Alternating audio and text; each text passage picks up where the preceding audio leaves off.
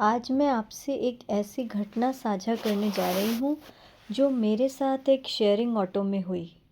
यह कहानी सिर्फ एक घटना नहीं है, बल्कि हम सभी महिलाओं के लिए एक याद दिलाने वाली बात है कि सार्वजनिक स्थानों पर हमेशा सजग रहना कितना ज़रूरी है। दोपहर का समय था। मैं और मेरा बेटा उसकी पैंट की फिटिंग के लिए टेलर की दुकान पर गए थे। माप देने में ज़्यादा समय नहीं लगा। काम ख़त्म हुआ तो हम बाहर आ गए। घर लौटने के लिए ऑटो करना था। दुकान से घर की दूरी ज़्यादा नहीं थी। मैंने सोचा शेयरिंग ऑटो से चल लेते हैं।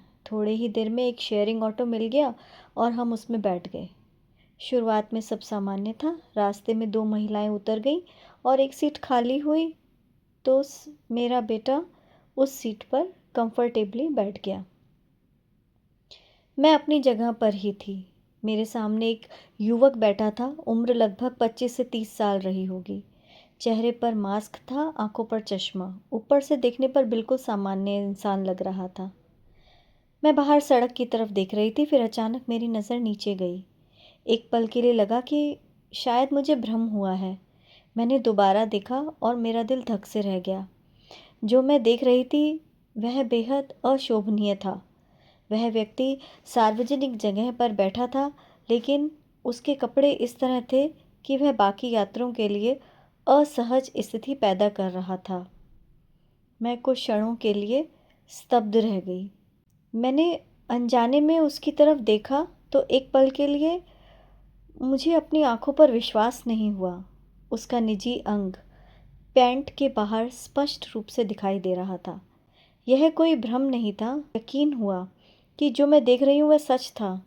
सबसे हैरानी की बात यह थी कि वह व्यक्ति बिल्कुल सामान्य बैठा हुआ था, जैसे उसे इस बात का कोई एहसास ही ना हो कि उसकी इस स्थिति से आसपास बैठे लोग कितने असहज महसूस कर सकते हैं।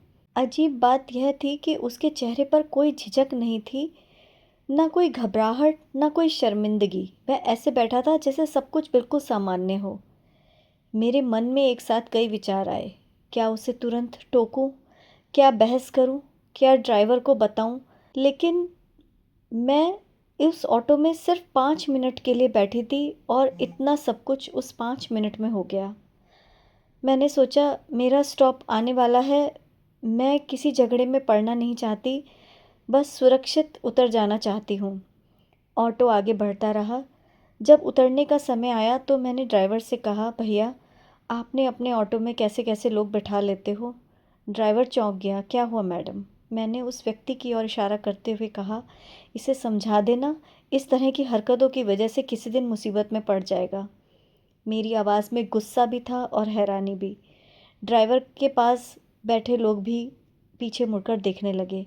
शायद उन्हें भी यकीन नहीं हो रहा था कि मैं क्या कह रही हूँ।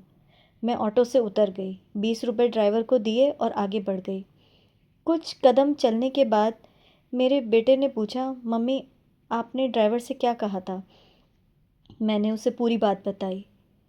वह कुछ क्षण चुप रहा और मैं सोचती रही। कभी कभी खतरा डरावने चेहरों में नहीं छिपा होता। कभी कभी वह मास्क, चश्मे और एक बिल्कुल सामान्य दिखने वाले चेहरे के पीछे भी बैठा होता है।